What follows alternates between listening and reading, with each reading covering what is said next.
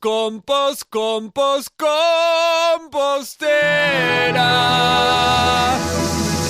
Dame abono, dame tierra, compostera.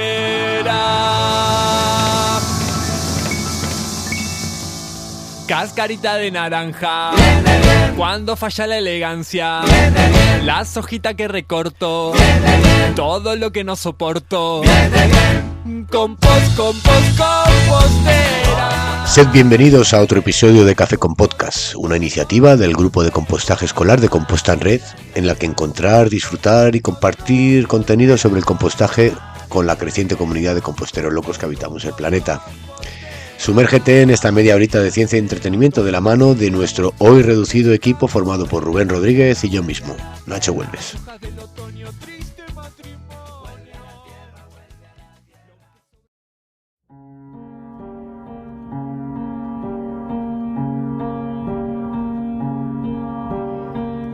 Antes de comenzar, permitidme que os presente a los autores de esta música que se escucha bajo mi voz.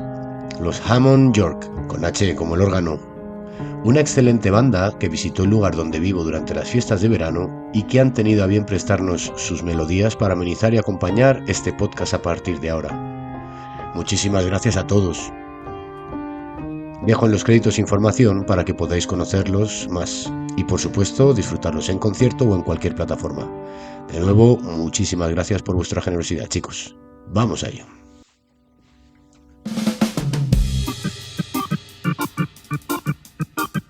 Estos días se ha estrenado la temporada final de una serie llamada a convertirse en un clásico.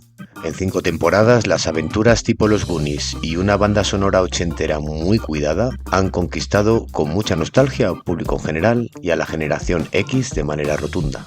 No os habéis equivocado de podcast, seguimos en Café con Podcast.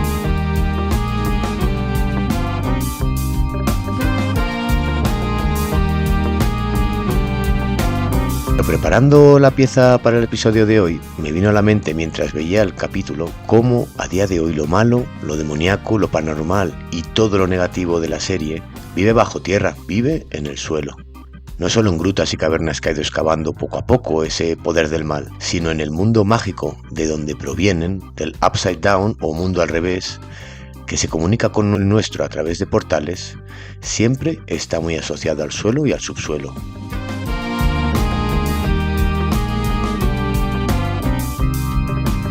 Ambientes oscuros, relámpagos rojos, telarañas e incluso una ceniza que permanentemente cae sobre los protagonistas y monstruos digitales que transitan por el mundo del revés. Nos dan idea de cómo el imaginario colectivo percibe esa franja de la biosfera, que es el suelo. Mientras veía el episodio, me vinieron a la mente ideas que revisité recientemente sobre el mundo microbiológico del suelo.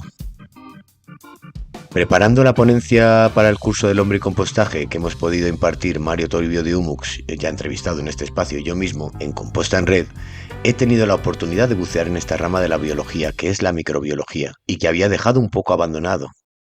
Gracias a la persona que entrevistamos hoy, he podido volver a ese fascinante mundo microbiológico. Especialmente el del suelo.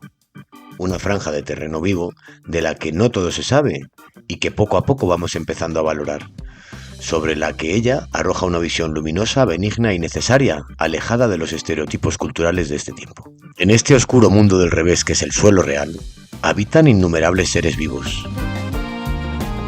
Habitan en un mundo tan pequeñito que a simple vista apenas se ve y que solo a través de la ciencia con sus lentes y sus artefactos podemos percibir decentemente.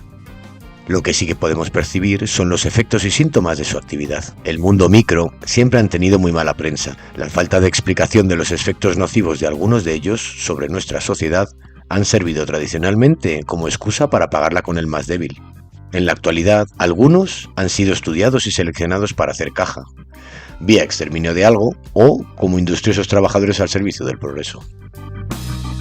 Durante mi formación como biólogo, tuve la suerte de recibir clases de ilustres microbiólogos que hablaban de ciudadanos para referirse a bacterias, que las situaban en el centro del control del clima planetario y de toda la actividad biológica del mismo. A estos seres, los primeros en llegar, los más peques, literalmente la mínima expresión de la vida, les debemos nuestra existencia, nos decían. Estos docentes introducían desde su óptica y conocimiento exhaustivo anatemas como la agregación y la cooperación como términos evolutivos, conclusiones a las que llegaron a través del método científico, no de la filosofía ni de la ideología. Gran oposición había a estas visiones holísticas de la vida y su desarrollo en el tiempo. No se debía confrontar la corriente aceptada, y menos si explica tan adecuadamente cómo nos organizamos en la sociedad humana, a imagen y semejanza. ¿Qué decir si encima estas ideas provenían de una científica y no de un científico?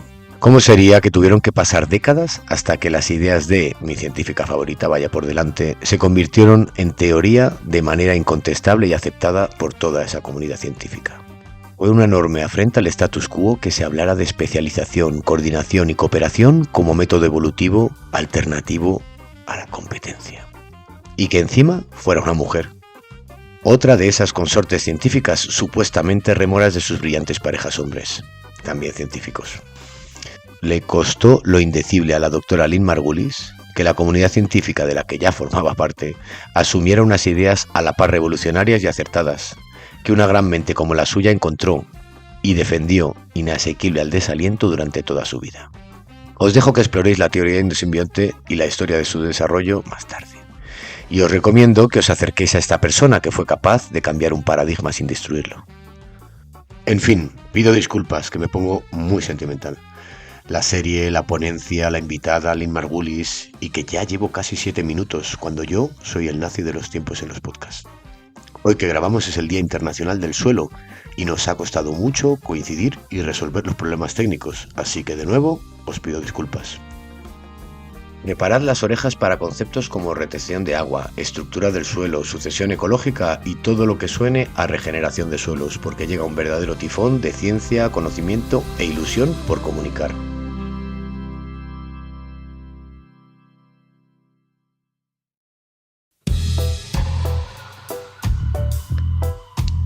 Buenas tardes a todos y a todas, bienvenidos a otra entrevista.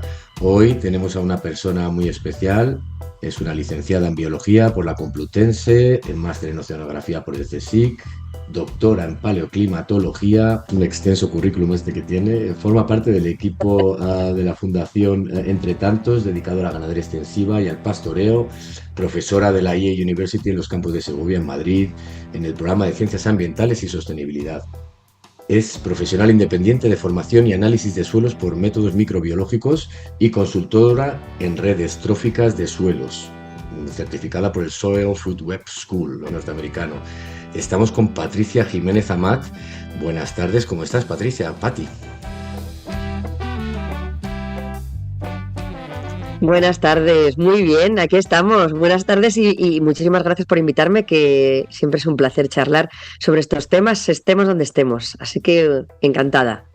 Muchas gracias a ti porque nos ha costado encontrar fechas, siempre hemos estado regateando entre Compost and Ready y tú y hoy, Día del Suelo, hemos encontrado el momento para encontrarnos y hablar un poquito del suelo y su salud. O sea que, pero bueno, nuestra primera pregunta un poco siempre es la misma y es ¿cómo llegaste tú, o mejor dicho, cómo llegó el compostaje a tu vida? ¿Cómo empezaste en el compostaje? O sea, siempre, como al final siempre he estado muy ligada, ya desde antes de empezar la carrera y demás, pues a todos los temas ambientales, utilizar los recursos de la mejor manera posible, evitar desperdicios lo máximo posible, etcétera, etcétera. Y entonces luego ya a través de toda la relación que existe y el pedazo de valor que tiene todo lo que es el concepto de que no hay residuos, sino que son todos recursos, ¿no? Siempre el compostaje como que ha sido ahí una herramienta de enseñanza, como a nivel de herramienta técnica para restauración de ecosistemas, etcétera, etcétera. Muy buena respuesta. Me resulta interesante el ver cómo podemos llegar a valorar y catalogar los composts que produzcamos en nuestros centros escolares. A nivel microbiológico, a nivel de ecosistema microbiológico, ¿qué tiene que tener un buen compost de cara a ser una buena enmienda para nuestros suelos? El enfoque con el que solemos trabajar nosotras desde este enfoque de la biología del suelo establece que lo que tenemos que localizar e identificar es una red trófica completa. Nos vamos a fijar si tenemos bacterias, hongos, qué tipo de hongos tenemos, ¿son hongos beneficiosos o son hongos que veamos que puedan ser hongos que pueden ser perjudiciales o que pueden ser generadores de enfermedades? Después nos vamos a fijar también en los protozoos, flagelados, amebas o ciliados, y luego nos fijamos también en si hay nemátodos. ¿Vale? Esto te cuento a nivel principalmente desde el enfoque más microbiológico, ¿vale? Que son los grupos, digamos, principales a nivel indicadores que nos pueden estar mostrando que dentro de esa red trófica se está generando un ciclado de nutrientes, una depredación y un control de las poblaciones de los diferentes grupos, y que se van a poder ir realizando las funciones vitales de un suelo en base a esa microbiología. Saqué en claro un poco que normalmente las bacterias que tú me mostrabas de las muestras, que eran perjudiciales, normalmente estaban asociadas, así como los hongos, a ambientes anaeróbicos, y en cambio las que iban a ser deleterias o positivas para nuestro compost siempre se desarrollaban en ambientes con oxígeno presente, ¿de acuerdo? A ver, digamos que esto de las condiciones aerobias o anaerobias, si tú encuentras microorganismos que responden a esos ambientes, pues bacterias como los cocci, por ejemplo, que son las redonditas, ¿no? Las bacterias así con una forma esférica pequeñita, pues esos, por ejemplo, son indicadores de que hay condiciones aeróbicas, ¿no? ¿Qué pasa si de repente los organismos que encuentras, prácticamente todos, por ejemplo, las actinobacterias, o de repente encuentras hongos que son los omicetos, ¿no? Que te van indicando condiciones que ya tienen unos niveles de oxígeno relativamente bajos o bajos, ¿no? Pues eso, a nivel de suelos, lo que te va a estar indicando es que ese suelo tiene poco oxígeno. Si un suelo tiene poco oxígeno, probablemente sea porque tiene cierto nivel de compactación, y entonces no hay, digamos, esa fluidez, no hay ese flow, como lo llaman a los adolescentes, no hay ese flow de oxígeno, de agua. Vamos a estar fijándonos en esos organismos que son indicadores también de condiciones de oxígeno, porque de alguna manera también nos van a mostrar que ese suelo tiene condiciones de oxigenación adecuadas, ¿no? Y que son estructuras más esponjosas, más aireadas. Las condiciones de oxígeno nos ayudan, porque lo que queremos es generar suelos con oxigenación, suelos porosos y suelos oxigenados. La ponencia que yo hacía iba un poco dirigida hacia personas que fueran a procesar estiércoles de animales para producir vermicompost. Entonces, una parte que incluso atañía a la normativa implicaba que tenías que estar 3 días entre 65 y 70 grados para que la muestra, que obviamente viene de heces de animales, pues esté limpia, ¿no? Esté higiénica. Cuando llegamos a 70 grados, ¿por qué solo mueren los malos? Eso es lo que a mí me causaba un poco de estupor. El llegar a esas temperaturas también es sobre todo para eliminar esporas, por ejemplo, que son las formas más resistentes, las formas que están latentes y que están esperando a condiciones pues más adecuadas para florecer, digamos, ¿no? Para volver a germinar. Pues con esos tiempos y esas temperaturas ya acabamos con ellos, y también para acabar con todo aquello que no queramos que haya en el compost, que son sobre todo pues esporas o el enquistamiento de ciertos ciliados, enquistamiento de ciertos flagelados. Los flagelados es verdad que sí que te indican más condiciones de oxígeno, ¿no? Pero los ciliados, cuando tienes muchos ciliados, que son un tipo de protozoo, son indicadores de condiciones bajas de oxígeno. Entonces, ¿qué es lo que hace un ciliado cuando no está a gusto? Se enquista. Entonces, si se enquista, bueno, pues de momento ahí no te está generando ningún perjuicio, ¿vale? Pero en el momento que ese ciliado encuentre las condiciones fantásticas, ¡pum!, se activará de nuevo. Y entonces empezará a generarte, pues, algún que otro destrozo según el número de ciliados que tengamos en ese sentido. Entonces, ¿por qué queremos llegar a esas temperaturas durante ese tiempo? Para acabar con los quistes, esporas y demás cosas que no queramos que se activen una vez que el compost vuelva a temperaturas, digamos, pues más del rango de actividad microbiológica que en donde van a estar después en el suelo, ¿no? En aire libre. Una más antes de dar paso al compañero Rubén, que está ahí también deseoso de preguntar. Háblame un poquito de qué significa la sucesión del suelo y qué proporción de estos microbichillos van apareciendo o predominando, por favor. Digamos que nosotros relacionamos mucho con el enfoque de la microbiología de los suelos, enfocamos mucho lo que es la ratio, la tasa de hongos y bacterias con el estado de sucesión ecológica que podemos tener encima del suelo, ¿vale? A lo largo de la sucesión ecológica en el tiempo podemos tener la típica imagen de un suelo desnudo, un suelo con las primeras, digamos, malas hierbas, entre comillas, ¿no? Las primeras especies que pueden ir colonizando los suelos más desnudos, ¿no? Los menos preparados, ¿no? Entonces van colonizando, van tapizando ese suelo, esas especies van preparando ese suelo, ¿no? Y van generando un suelo mejor para que se vayan instalando otras especies pues más complejas, digamos, ¿no? O más avanzadas en esa sucesión que hablamos ecológica. Y así sucesivamente hasta que llegamos al nivel de unos bosques maduros, súper complejos, etcétera, etcétera. Desde el punto de vista de la microbiología, nos gusta mucho siempre no solamente mirar qué es lo que crece sobre el suelo, sino qué es lo que está sucediendo debajo del suelo para soportar en el mejor sentido de la palabra, ¿no? Para hacer real ese desarrollo encima del suelo. Tú puedes tener más o menos cantidad de hongos o de bacterias. Y eso está muy directamente relacionado con ese estado sucesional por encima del suelo. Me voy a explicar. Si tú te fijas en la proporción entre hongos y bacterias, ¿vale? Esta ratio que hablamos de FB se suele denominar fungi to bacteria, hongos a bacterias. ¿Vale? Digamos que las ratios que son más bajitas, más cercanas a cero, significa que están más dominadas por bacterias. Suelos mucho más, pues más empobrecidos, más desnudos, hay mucha menos diversidad sobre esos suelos, ¿vale? Y según vamos equilibrando y vamos incrementando esas cantidades de hongos con respecto a las bacterias, hace posible también que las comunidades que puedan crecer sobre esos suelos sean más complejas también. De esa manera llegamos también, de forma progresiva, como hablábamos antes, tenemos los bosques más maduros y más complejos, ¿no? Es en esos bosques más maduros y más complejos cuando la relación de hongos y bacterias es máxima, porque tenemos muchos más hongos en comparación con la bacteria, ¿vale? Pues no es que nada sea mejor o peor, todo depende de tú qué estás buscando, ¿no? No es lo mismo que una persona tenga un cultivo de maíz a que una persona quiera tener un olivar. No son los mismos requerimientos de ese suelo, ¿vale? Si tú quieres tener un olivar, frutales, etcétera, etcétera, tú vas a necesitar que tu comunidad microbiológica bajo el suelo sea muy diferente a que si tú lo que quieres es hacer un monocultivo de maíz o un monocultivo de avena o un monocultivo de alguna herbácea. Nos encontramos con a veces productores que me envían muestras, ¿no? Y me dicen, oye Pati, yo es que tengo un olivar o tengo un viñedo o tengo un no sé qué.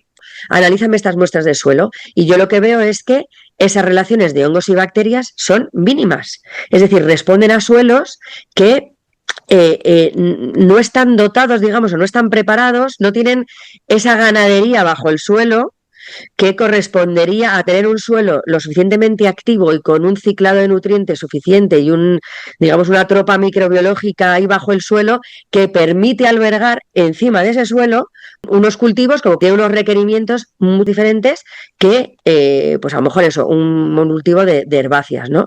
Los requerimientos son distintos y tú necesitas la tropa concreta que pueda albergar, soportar y dar apoyo a que esas especies con esos requerimientos puedan estar encima del suelo. Podrán estar. Ahora, que estén en su mejor forma, que estén fit, pues seguro que no tanto, ¿sabes? Ahora, tú modificas y equilibras y completas esa red microbiológica para que vayan de la mano tanto lo que hay debajo del suelo como lo que hay encima del suelo, pues ese cultivo probablemente tenga muchísimos menos problemas, tenga muchísima más resiliencia, sea capaz de responder de forma muchísimo más activa y muchísimo mejor cuando digamos que tiene el soporte adecuado y que le corresponde debajo del suelo. Y perdón porque me he enrollado más.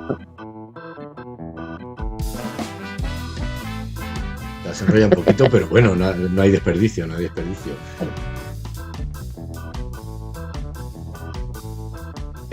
Tenía otras dos cositas que preguntar, pero se me agita ya Rubén Rodríguez, compañero de Compuesta en Red.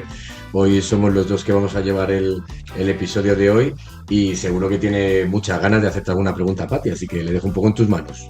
Bienvenido, Rubén.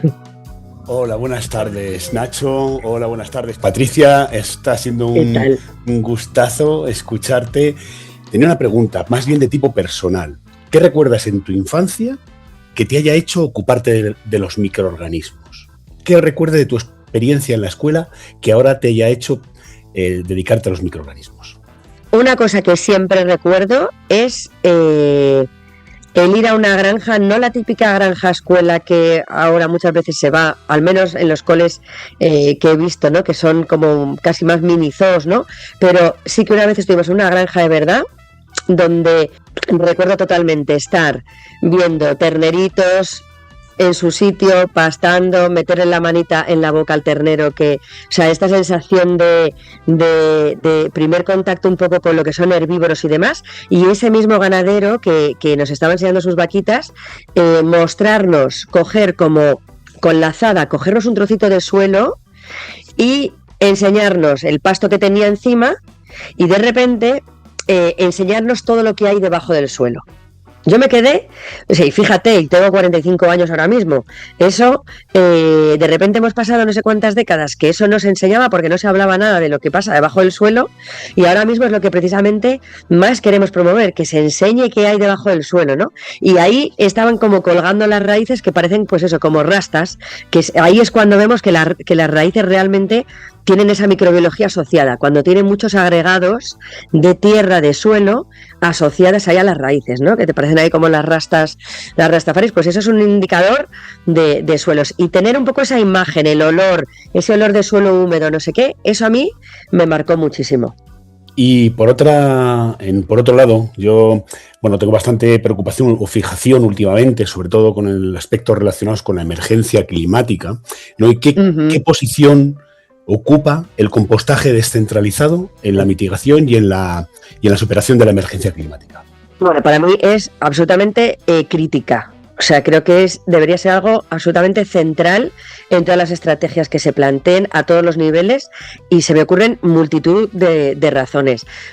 Si lo hablamos más desde un punto de vista, digamos, dimensión social y dimensión de seguridad alimentaria y demás, es obvia, reducción de desperdicio, o sea, se afrontan tantísimos retos y tantísimos problemas que tenemos a través del compostaje, que es algo que debería estar como encima de la mesa de todos los despachos y de todas las escuelas y de todo. Entonces, la microbiología tiene un papel totalmente activo en el secuestro de carbono, además a mucho más largo plazo que el que se genera en los primeros centímetros de suelo, ¿vale? Y entonces, toda la aplicación que tiene el compost, no solamente el elaborarlo, sino además aplicarlo a los suelos que están degradados, con esa microbiología funcional, con esa microbiología equilibrada y activa, devuelve toda esa capacidad que tienen los suelos para todo esto que os digo, ¿no? Pues devolver fertilidad, producir alimentos, almacenar agua, toda la parte de captura de gases de efecto invernadero, etcétera, etcétera, etcétera. Y corto ya, que si no me enrollo de nuevo.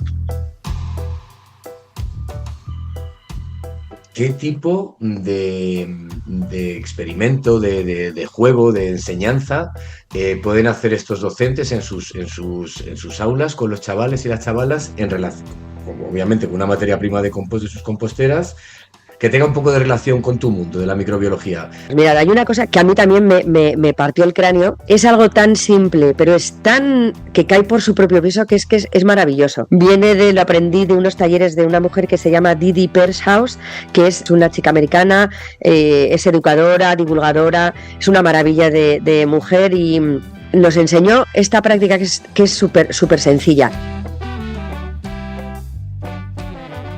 En un plato tú tienes un montón de harina. En otro plato tienes pan de hogaza. Tú, con una pequeña regadera de juguete, echas agua por encima de cada plato. El resultado que vamos a tener en ese plato de harina probablemente vamos a tener agua acumulada en el borde del plato, probablemente ese agua es de color blanquecino porque ha ido arrastrando esa harina. Hemos tenido pérdida de harina, ¿no? De esa montañita de harina que teníamos, se ha erosionado. Probablemente ni siquiera la harina, realmente gran parte de la harina esté mojada, sino que simplemente está mojada la que ha caído por el propio efecto de la gota, ¿no? Después hacemos lo mismo en el otro platito, donde están las hogazas de pan. Ahí el resultado es absolutamente contrario. El agua que tengamos acumulada en el plato probablemente sea clara y transparente. Habremos necesitado mucha más agua para empezar a ver agua en los bordes del plato ¿Por qué? Porque casi todo el pan está empapado. El agua está retenida en esa hogaza de pan. Si metemos el dedo y atravesemos ese Bimbo, está empapado, lo mires por donde lo mires. Hay agua a lo largo de toda la estructura. ¿Qué diferencia hay entre la harina y el pan? Que es la microbiología. Tú necesitas añadir levadura a esa harina para que se genere esa estructura. Eso es lo que queremos. Necesitamos que nuestros suelos vuelvan a ser hogazas de pan y no harina, que es en lo que los estamos convirtiendo con los manejos que estamos teniendo. Queremos suelos que sean hogazas. Las escuelas que tengan un pequeño trocito de tierra, un pequeño trocito de huerto escolar, con que hagan un experimento que puede ser, por ejemplo, dejar un cachito sin nada, suelo desnudo, puro y duro, y no hacerle nada. Incluso si quieres, hasta puedes ir luego con un cuchillo, con una pala y lo volteas, al estilo volteo que se hace muchas veces de los suelos, ¿no? Y otro trocito de la parcela, del huerto, tú le vas echando tu compost, tú lo vas cubriendo y plantas lo mismo en cada una de las parcelas. Plantas las mismas especies en cada una de esas 2 parcelitas. El ver tanto cómo crecen de forma diferente o no, tienen el mismo color, tienen el mismo número de hojas, cómo sabe esto, cómo sabe lo otro. Oye, que microbiología, incluso con la mesofauna que has nombrado tú antes, Rubén, oye, tenemos aquí más bichitos, tenemos aquí menos bichitos. A simple vista incluso seguro que se puede ver la diferencia. Patricia, impresionante. Vamos, que este tipo de mensajes no te lo planteo así porque nos busca muchas veces los profesorado al que va a ir dirigido este material necesita de este tipo de herramientas, de instrumentos, claro, o de efectos para lanzar, por ejemplo, situaciones de aprendizaje que pueden surgir de esas preguntas. Tengo otras 2 preguntas y una de ellas es, estas son las dudas que suelen aparecer entre el profesorado, entre aquellos que están en este proceso de compostaje, y es ¿qué sustancias orgánicas domésticas, o sea, las que pueden aparecer también en un centro escolar, por ejemplo, si tiene comedor, promueven esa actividad microbiana de calidad en el compost o si es indiferente? Cuéntanos. Los hongos necesitan alimentos que son mucho más complejos que los alimentos que necesitan las bacterias. Todo lo que son materiales más leñosos, pues también son más alimentos para hongos. Entonces, las bacterias se pueden alimentar de los azúcares más simples que te puedes imaginar. Melazas, bueno, todos los azúcares así como más sencillos, más directos, ¿no? Azúcar libre, digamos, eso es una comida que alimenta a la bacteria como loca. Al final todo es bueno para alimentar la microbiología en general, ¿no? Pero cuando tú a lo mejor, pues mirando un poquito por ese microscopio, ves que necesitas tener más hongos o menos hongos, pues puedes priorizar también qué otros alimentos vienen bien. Yo sí que, por ejemplo, las líneas rojas que sí que más o menos conocemos, pues son restos animales, pues digamos pescado, carnes, por ejemplo las cáscaras de huevos sí que son fantásticas también, pero al final en un cole todas las peladuras de fruta, todo lo que son restos de verdura, todo es bueno para alimentar la microbiología, que al final es lo que queremos potenciar. Como tú decías, pero recordando que tenemos que alimentar a los hongos, porque son los que, buscando esa ratio, ¿no? que equilibra, por lo tanto deberíamos de aportar también ese material leñoso, hojas o materiales más complejos, ¿no? Como a lo mejor efectivamente, la cáscara claro, de una granada, o sea, materiales eso un poquito más complejos. Muchas gracias, Patricia. La verdad que a mí me ha aclarado esto enormemente y yo espero que a nuestros escuchantes también. Mira, otra pregunta que está vinculada con un proyecto en el que estamos inmersos, que se llama Bichocompo. Y esto surge de una inferencia que la he estado avanzando, ¿no? Que es también la relación, en este caso, de la mesofauna. ¿Qué relación existe entre esa mesofauna y esa microbioma?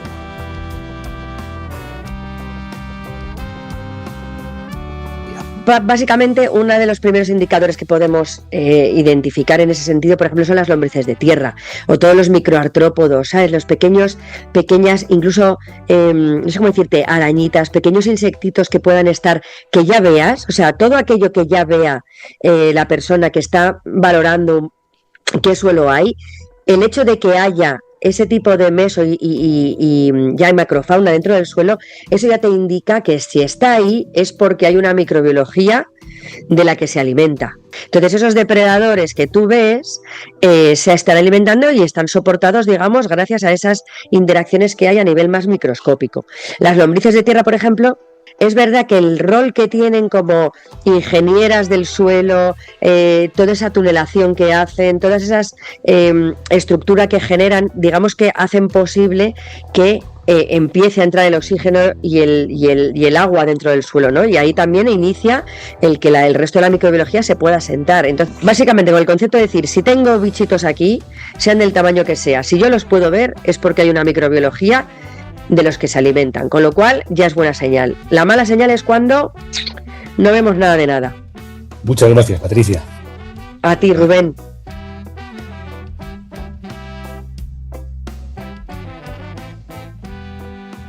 Había tengo por ahí un PDF, un artículo de un biólogo que se dedicaba a los prados de montaña, por ahí, no sé si era por Soria o por Zaragoza. Entonces hablaba de cómo las bacterias, o sea, aparte de toda la microbiología que hemos estado hablando ahora libre, por así decirlo, la microbiología interna del tracto digestivo de las lombrices generaba un efecto multiplicador.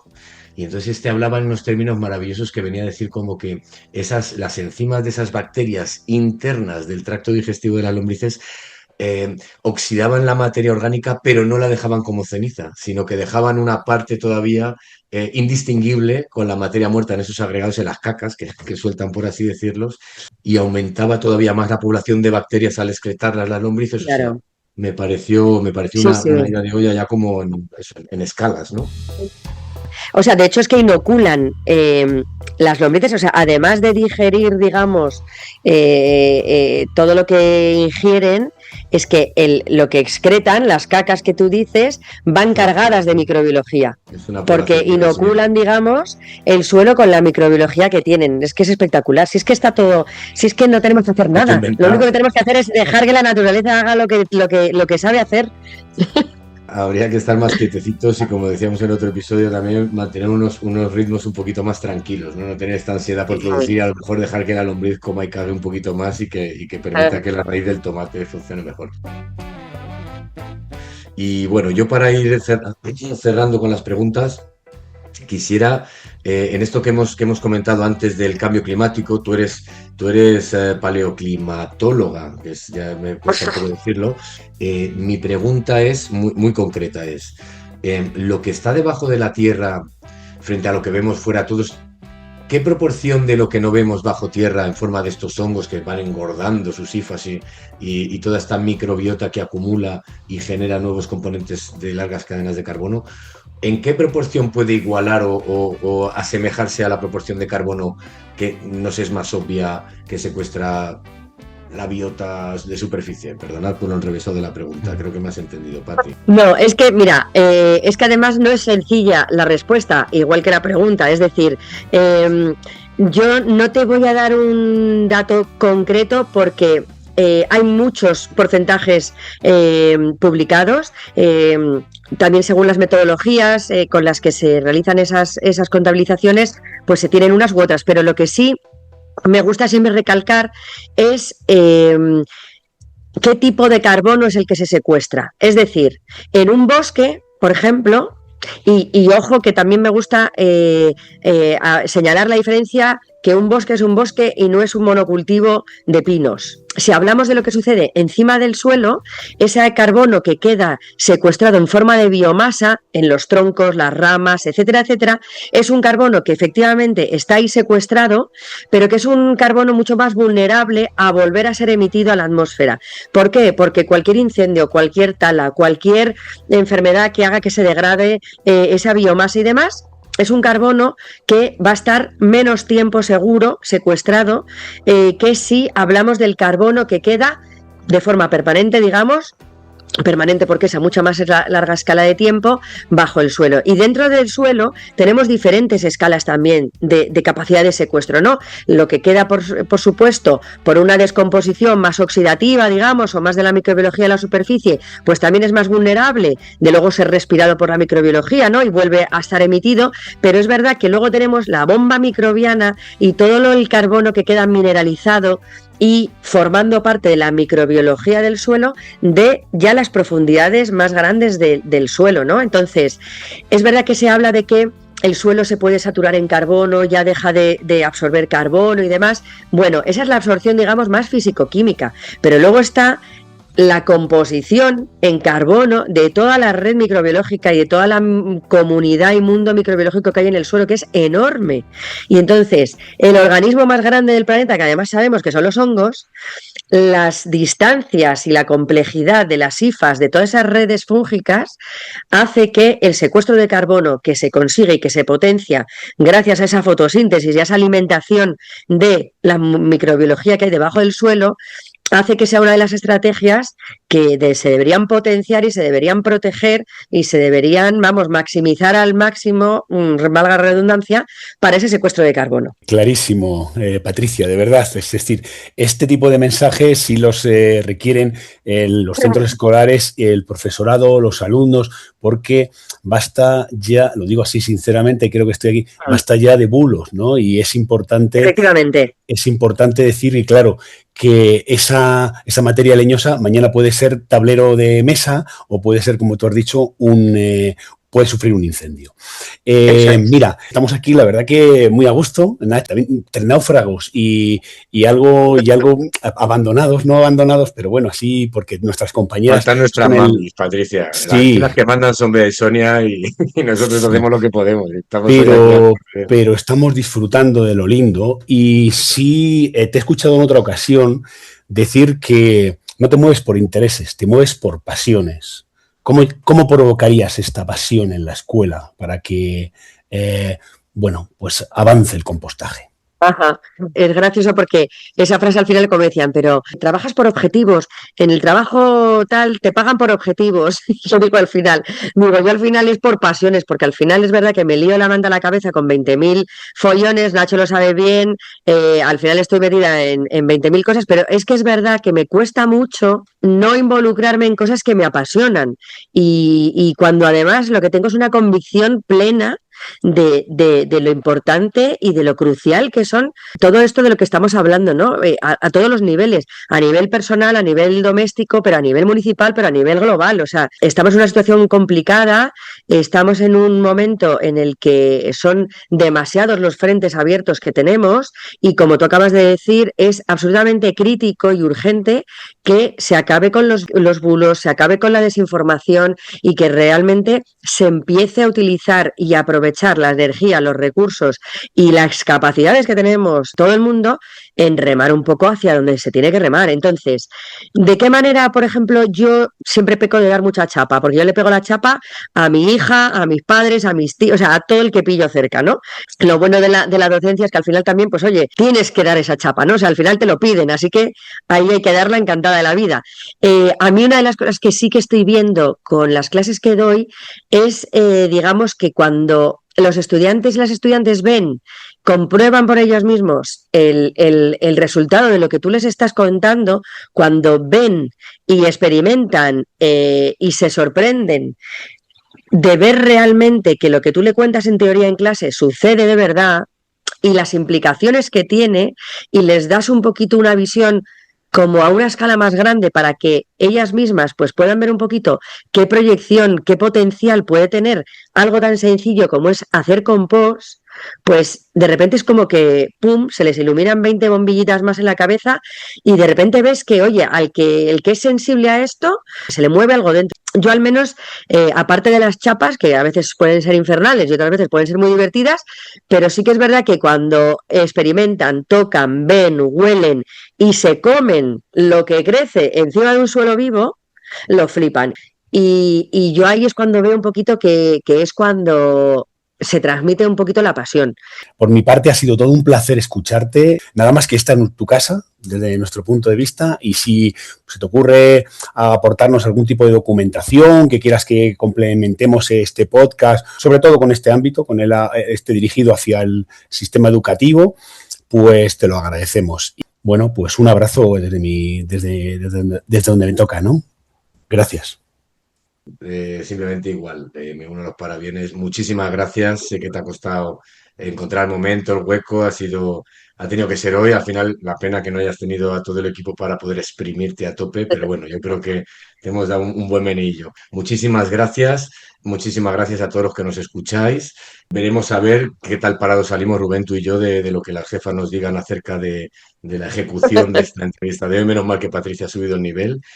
Joder, de verdad que daros las gracias a vosotros y a vosotras porque, pues oye, siempre es un placer compartir, explicar y joder, compartir puntos de vista y aprendemos todas, así que el placer es mío y encantada. Cuando os apetezca, queráis y podamos, aquí estoy y encantada de participar de nuevo con esto o con lo que sea.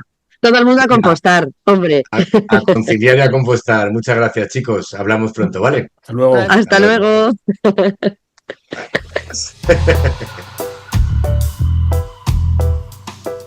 Bueno, pues después de toda esta información, permitidme que brevemente me despida, y a los invitados. Hoy hemos tenido como invitada a Patricia Jiménez Amat, licenciada en Biología, máster en Oceanografía, doctora en Paleoclimatología, profesora de la IE en Segovia y Madrid, formadora del equipo de la Fundación Entre Tantos para Ganadería Extensiva y Pastoreo, experta en formación y análisis de suelos por métodos microbiológicos y consultora de redes tróficas de suelo. Patricia, muchas gracias. También a ti, Rubén. Sonia, Bea, os echamos de menos. Esperamos haber estado a la altura. Y también que en próximos episodios podamos revivir nuestro coloquio y el consultorio compostero, donde seguimos esperando que nos enviéis vuestros comentarios, dudas, ruegos y preguntas. Recordad que nos los podéis hacer llegar a nuestro Instagram @redcomposta o al mail compostajeescolar@compostanred.org. Nos quedamos, como ya va siendo habitual, con una frase de nuestra invitada para dar nombre a este episodio. Episodio 3. La tropa biológica del suelo. Ganadería a nuestro servicio. Lo dicho, a conciliar y a compostar. Nos vemos en el próximo episodio.